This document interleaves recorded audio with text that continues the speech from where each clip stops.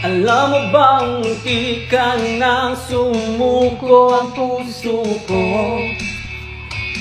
sa paulit-ulit na pagkakataon na nasaktan na bigo.